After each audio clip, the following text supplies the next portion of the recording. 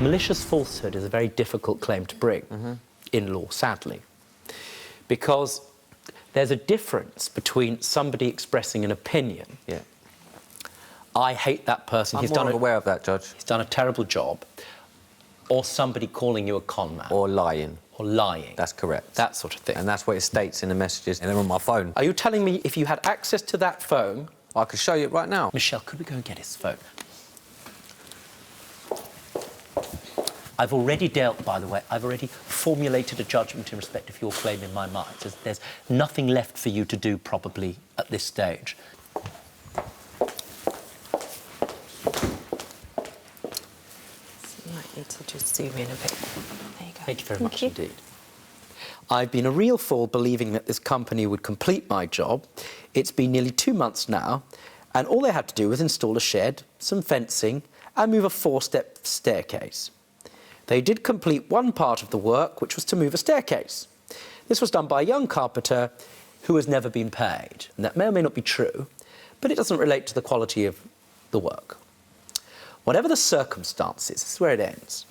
Unless you get the company to do the work to your satisfaction, do not pay them a cent up front.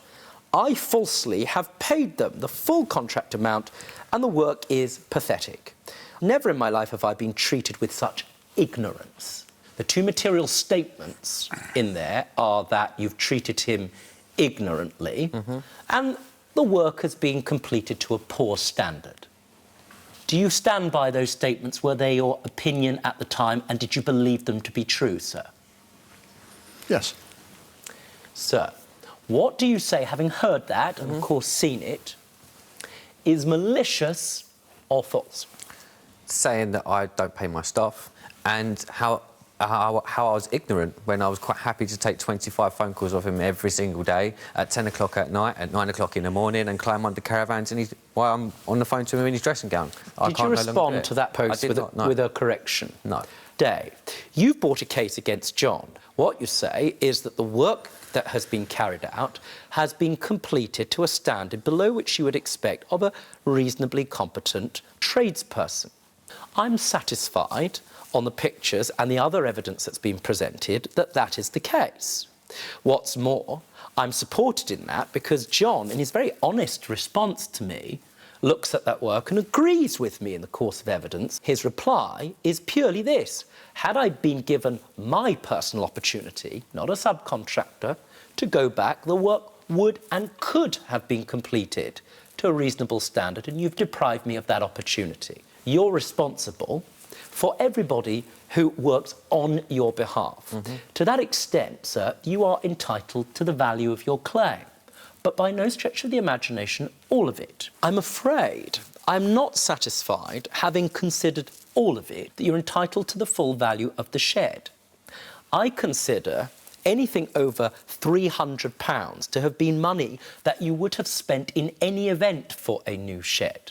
So I look at the total value of your claim and I take off £364.95. This court awards you £1,284.05. Now turn to your reply. Because I've come to a ruling on negligence, I cannot award you the first part of your claim of £325.95, sir.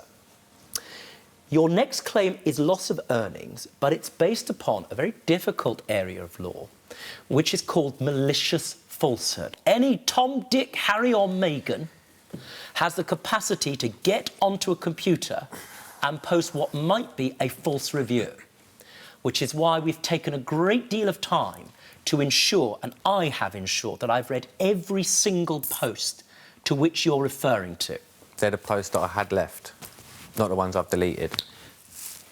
That's the evidence of the court, sir, I'm afraid. Of course, but he's standing there outright lying about it.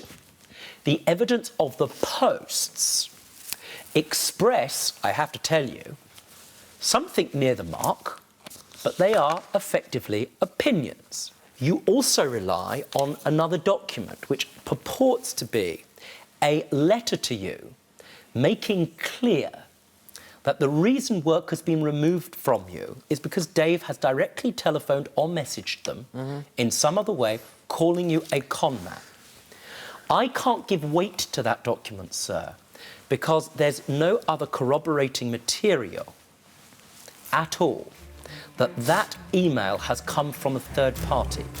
And so I have to, sadly, dismiss your claim for malicious falsehood. That's the award of this court. Thank you very much. Dave was awarded £1,284.05 of his original claim. Defendant John's counterclaim was dismissed. Let's find out how both parties felt about today's ruling. Well done, congratulations. John, I You appreciate... don't want to shake my hand. You're crazy. You're nuts. I don't know. What else you want me to say to you?